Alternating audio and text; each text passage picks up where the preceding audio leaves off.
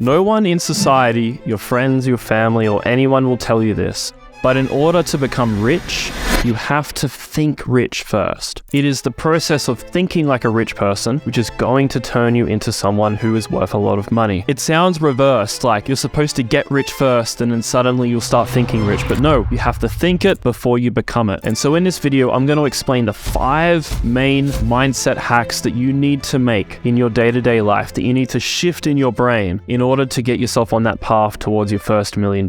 And so number 1 is this dichotomy between spending time and spending money. So you'll probably notice already, but like poor people love saving money and rich people love saving time. And often it seems confusing, right? You'll see a rich person, they'll spend like $50,000 on a private jet flight. And you'll ask yourself like, that is so expensive. What a waste of money. You talk to your friends and family, they probably are like, oh, that guy's an idiot spending all this money on a private jet. Just get an economy flight. You don't need all that fanciness. What poor people don't understand about rich people is that rich people value saving time above money. Why is this? Well, the wealthier you become, generally speaking, the higher your dollar value per hour is. When you're poor, you're only making like $10, $20 an hour. When you're rich, you're probably worth thousands of dollars every hour. And so the way that you calculate expenses changes as you make more money. You go from saving money to valuing time, because when you become wealthier, the asset which becomes more scarce shifts towards time. When you're poor, the scarce asset is money, and so that's the thing that you prioritize saving. When you're wealthy, the thing that you have an abundance of is money. So you don't really care about saving it so much. It's more about saving the asset that you can't buy more of, which is your time. And so when people buy private jet flights, right, as an example, they're saving the 24 hours of jet lag that they would have experienced being on a commercial flight. Because they've got their own private jet, the time spent at the airport is hours less. The plane is probably more comfortable. It might even have a bed in it. And all these steps lead to the end goal of saving the person time. Their mental state is also going to be saved in terms of their ability to get back to work in a much faster amount of time. You know, you finish a 14-hour flight in economy, you're going to be fucked for 1 to 2 days. You're not going to be as productive as you could be. And so that is the mindset of a rich person. And so if you want to become rich, you have to emulate these traits that rich people have. You don't need to start flying on private jets. I'm not saying fly on a private jet. I'm saying you need to start valuing your time as if it is already so valuable that it is something worth saving. And you need to view money as this thing, as this asset that you spend in order to improve your situation. It's not something to hoard. You're not trying to hoard pennies. Money is an asset that you need to spend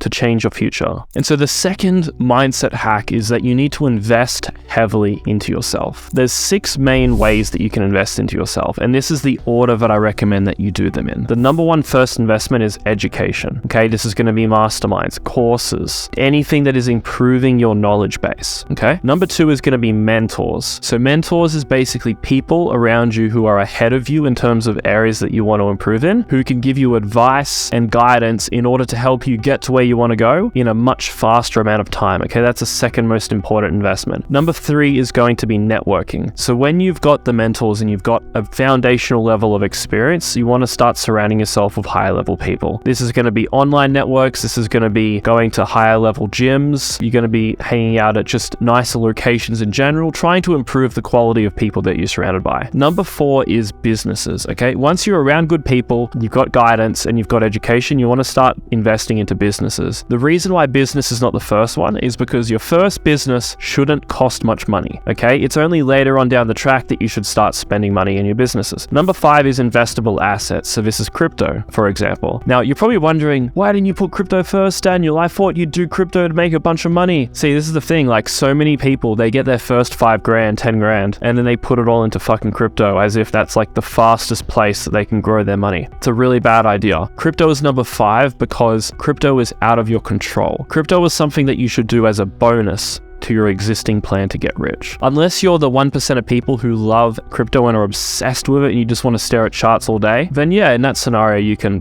put your first 5 grand into crypto. But for 98% of people, you're not that obsessed and it's not going to be the best path for you. And so last but not least is experiences. So experiences is a great way to further your experience in all other areas. It's going to help you with networking. It's going to help you with education, learning about the world, but it comes last because that's, the last step of the equation. And so if you you follow this process of investing first into your education, mentors, networking, businesses, crypto, and then, experiences, this process is the best way to get rich. And if you speak to any successful rich individual, they're going to recommend that you follow basically this path. Talk to any multi-millionaire successful businessman. They're not going to go, yeah, bro, just put your fucking money in crypto, buy some shit coins, buy this new Pepe coin, bro, it's going to make you rich. Don't worry about building businesses. Don't provide any value to society. Yeah, you can just get rich off some little shit coin. That's a great idea. You don't need to change as a person. You don't need to improve. Just buy shit coins. They're not going to say that. They're going to tell you to invest in yourself. This is the way. And so another reason you want to do these investments over stuff like crypto is that the return that you can get from an investment in your network or mentors is significantly higher than any crypto return. I've put money into networks that have returned me over a 200x on the money that I've invested, literally over 200x. Not just in terms of like $2,000 turns into $1 million, but in terms of non-monetary forms of value accrual. It just helps in all areas. You can't even measure a lot of the return that you're going to get from these investments because it's not like crypto where you just put $1 in, pull $2 out. It's a bit different. It's a lot of intangible sort of investment returns, okay? You can't quite measure it with a dollar value. And as well, when you invest in yourself, it's in your control, okay? When you join a network, it's down to you who you meet, okay? You have to attend the events, you have to message people, you have to provide value. It's down to you. You control the outcome. With crypto, there's no control of the outcome. You can't force Ethereum to go to $10,000. You can't force a profit. A lot of people think they can force profits, like as if it's like a business. It doesn't work like that. Crypto is out of your control. Crypto is basically like waiting for a handout, waiting for the bull run, waiting for alt season. You're just waiting for a fucking handout from the market. Like, it's not in your control. Okay, number 3 is expose yourself to higher levels temporarily. Inevitably on your journey, you're going to get complacent. You're going to get to 10K a month. You're going to, be able to travel the world. Everything's going to be la-di-da, and you're going to get comfortable. When you get comfortable, this is the perfect time to spend a ton of money to make yourself feel the next level above where you currently are, to motivate you to go beyond your current situation. So what I like to do is, when I get comfortable, I will organize a trip, a networking event somewhere in Europe, and I'll meet up with a bunch of high-level entrepreneurs and people doing well in business. And these guys will be doing significantly better than me. So if I'm at like, let's say 30K a month in this random point in time, and I'm meeting up with guys doing, let's say 200,000 a month, it's going to humble me and put my growth in perspective. Do you think if you're doing 30K a month and someone across the table who's just as smart as you does 200K a month, you're going to feel like you're top shit? You're not. You're going to want to level up to get to, to the same level as everyone that you're at this event with. And so whenever you're getting comfortable, whenever you're, slowing down, put yourself temporarily into that next level where you're uncomfortable with how expensive it is,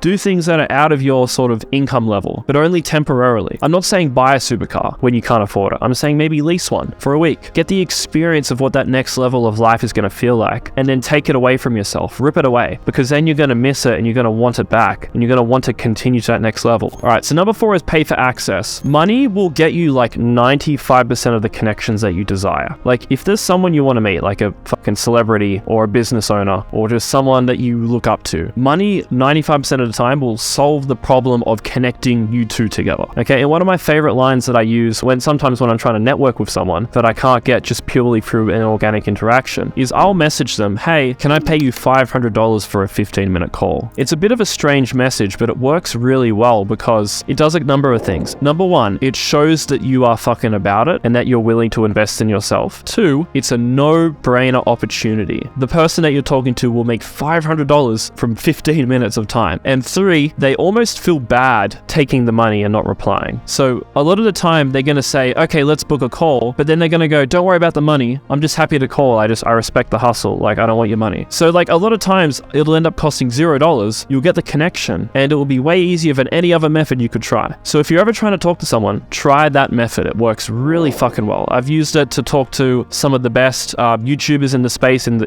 industry that I'm in to learn the strategies that they follow. It saved me a ton of time having to go through courses and shit. I just went straight to the source of the best person. So, and I know, yes, it's not an organic method. I know that you're not organically meeting these people, but sometimes you have to do a couple rounds of an inorganic interaction to get yourself ahead to a point where you can do more organic interactions, because it's always better when you meet people without, some sort of like money that you're waving at them, like, hi, be my friend. Like, I know it's a little bit weird, but when you're trying to get rich, sometimes you can't just wait for organic interactions. You have to bring things into your control, right? And so number 5 is become the number 1 student. So you guys need to understand that opportunities are not given on a purely just skill basis. They're given on a proximity basis. So when I'm trying to hire in my business, I cannot be fucked to spend hundreds of hours looking across the planet to find the best person at the gig that I'm trying to, get someone to do for me. So what do I do instead? I look for the closest possible person in my proximity who has the skills that I desire, who's at least half decent at what the job requires, and I will hire that person. And this is the same for every business. There's no way that a business is going to talk to 8 billion people on the planet. They're not going to filter through the entire fucking population. They're going to skip steps, and they're going to minimize the time required to hire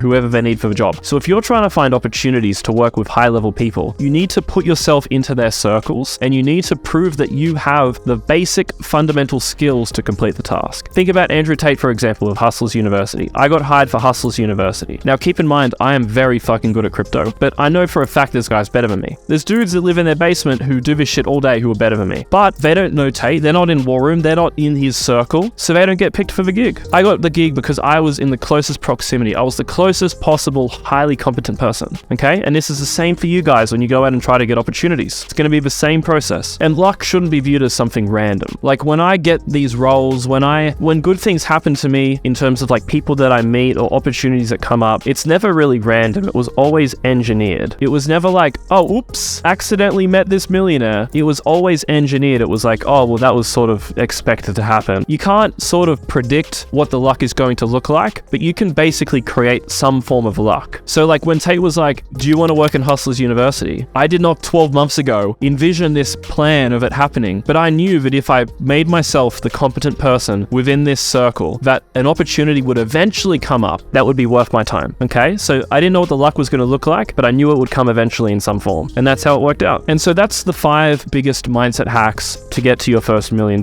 There's so many more mindset hacks. Like this is just the beginning, and I teach a lot more about crypto and business and all of that. So if you're looking to learn more about how to fix your mindset, how to get better at business, how to invest in crypto, how to make money, I teach everything for free inside of my 7-figure crypto blueprint community. You'll find a link below, Dan's 7figurecryptoblueprint.com. Free to join. It's just a community. It has every single resource that I've ever created on crypto and business and mindset, and you guys will get a ton of value from it. So thank you for watching. I'll see you in the next video.